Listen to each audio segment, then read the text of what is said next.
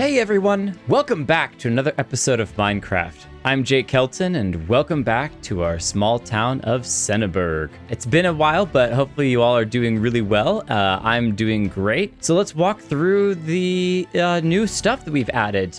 We've technically finished off the interior of Senaburg, which is huge, and we'll showcase that in a minute. But this area was one of our last areas that we wanted to finish, and I think it came out really well. I had to make some changes to some plans, but as you could see in the time lapse, we changed from a thatched roof just because the yellow of the hay was a bit too bright. So I decided to go with that moss sod type roof that you've seen before. But I thought I added some really nice, details down here. However, the thing that you'll notice is that I didn't really change too much in terms of the types of blocks. The palette's fairly bland and fairly low quality in terms of material. It's just some cobblestone. There's no detailed carvings or anything. It's just a lot of wood and stone, which is when you're in the poorer district, you're not going to have that. So as we look through this lower district, the floors are going to be a little bit dirtier, made up of a lot of wood. And you can actually see I love these roots kind of coming through the roof where the grass is kind of sneaking its roots in. There's a detail in here I really wanted to show off that I couldn't show in the time lapse, but I darkened the wood around the hole here where the fire smoke will come up, just to give it that feel that the smoke has stained it over time and really darkened it. So there's a ton of cool little details that you can do when you're building out your houses and cities and everything that I think brings it to life. We do have some pigs down here. We got a little baby pig. He'll probably grow up and then we'll have too many pigs in here, but that's okay. I found it fascinating that apparently they won't hop up these blocks. Really, so far they haven't. I thought for sure that they were going to actually jump up to here and then they could, in theory, kind of crawl their way around and out. But so far I haven't seen them do that at all. Maybe they just don't want to. Maybe they don't need to escape because they can be fed, and everything. It's going to be great. Little vegetable garden. If you haven't seen this trick before, it's great to take a sea pickle, throw it on top of either watermelon or pumpkin, and it looks like some of the vines sticking out of the top. It looks awesome. And if we cross this bridge, which I think is generally nice, I might stain some of the wood down here by just turning this oak into spruce or something. Just again, giving a little bit of a weathered look to everything. We have over here what's supposed to be a little bit of a laundry area. So these are kind of those washboards that you can kind of wash back and forth any of your laundry or cloths on. And that's, I think, with the villagers over there probably doing some work to kind of help out the village and town and everything. And this I added last minute just because I thought it looked really cool to be like a bucket of lye, which is basically what they used for soap back then. Very harsh on the hands. So unfortunately, unless you have leather gloves, it's probably going to be a little bit worn. This is a nice little guard tower that I think is really perfect for kind of overlooking the area back here.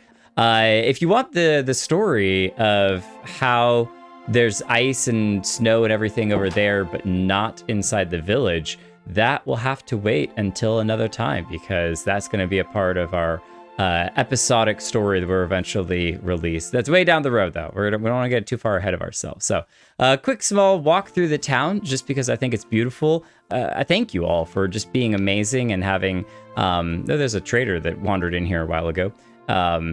Just continuing to support, a comment and talk about the things that you like on the channel. There's a really dedicated audience who really enjoys watching Senaburg and this whole world kind of grow. And the thing that I like most about it is that it's going to take time. This is a project that's not a overnight project. I'm not a big Minecrafter who has the time to constantly build and spend 10 hours a day working on projects and everything. It's going to take a little bit of time, but in that time, it allows us, it affords us the ability to really dig deep into the details, into the lore, into the world, where Senaburg came from and where it's going. And I love it. It looks so great. It really is coming together with the vision that I had when I started the project a long time ago. So let's talk about this new area that we've added. I wanted to come out here on the outskirts and start to add some farms. You can see that I've got a layout for a potential farm over there. Some extra farmland going around here. We'll probably fill out a lot of this area for farmland. We've got a little farmland sticking way over there because every good village needs its wheat fields where they're getting a lot of their food from. For the house particularly, I was trying very hard to keep with a simple, again, kind of just some cobblestone and wood look for the farmhouse. I didn't want anything crazy tall, no 2 stories. just a small farmhouse, and at the same time trying to detail it out as much as possible too. It's a real challenge. And I look forward to trying my hand at doing more of those, with other different farmhouses and stuff. But the field itself looks great. If you're wondering how I was able to get all of the farmland to be wet farmland, despite trapdoor in the middle of the field, I've been hiding water both inside of these half slabs. So I think I can just grab that and show you there. So you can half slab water for like pathways and stuff in here. Oh, random seed missing there. But also you can do it inside of the sides of hills by hiding it underneath some of the dirt blocks. And if you're worried about being able to see through the kind of cracks that the farmland makes, what I do is I stick a piece of half slab granite in the top of it. But it hides it really, really well. So you can get these huge fields. So that's some tips and tricks on how to hide water so you don't have to put random trapdoors all through your fields, and you can get some really good waterlogged fields for that. And over here we have a really cool area that I kind of added in last minute. I wanted to put something in this area that was kind of just left out. And I was like, whoa, what if we added some vines, or not vines, but grapes and a vineyard. There we go, is what the word I was looking for. But I think in the end, this probably will be a vineyard in terms of will be grapes, but not necessarily for wine. We have a lot of clothing shops inside the Senaburg that I think these are probably going to end up being the dyes that are used for a lot of the cloths in there. And it's not a really large vineyard. It's kind of a small one off to the side of this farmhouse. Wouldn't take long to kind of keep it up and stuff. And so I think it's probably going to be more for dyes than necessarily for food and wine. This down here I thought was really nice, a little addition. It's just a shrub pile where they've been, dumping a bunch of old logs and sticks, and where they clear, debris and stuff. You know what I'm talking about. You always have those extra sticks that are laying around after a storm and stuff. And so I went with the spruce leaves because they're kind of darker and look like it's a little bit dying over time and stuff. And so, yeah, it's just a little, debris brush. And yeah, you could probably turn it all into composting material, but maybe you want to save it for a big bonfire or something. Who knows? A little workstation here, just these small details that help bring the world to life. A little dock down here, so that way he can either fish or potentially go boating. Anyway, we can check out the interior of this house, but as you saw in the time lapse, it's fairly simple. I'm realizing that I don't really need candles lit for a lot of the insides of the house, especially if we have a campfire like that going, because it's just going to add unnecessary light. And I kind of like the darkness, which is where I'm going to show one last thing off. So this last thing I want to show off is how Senaburg looks at night. I've gone through and double checked with the lighting data packs and stuff that none of these areas could actually have monsters spawning in them, at least the areas that we've been building in.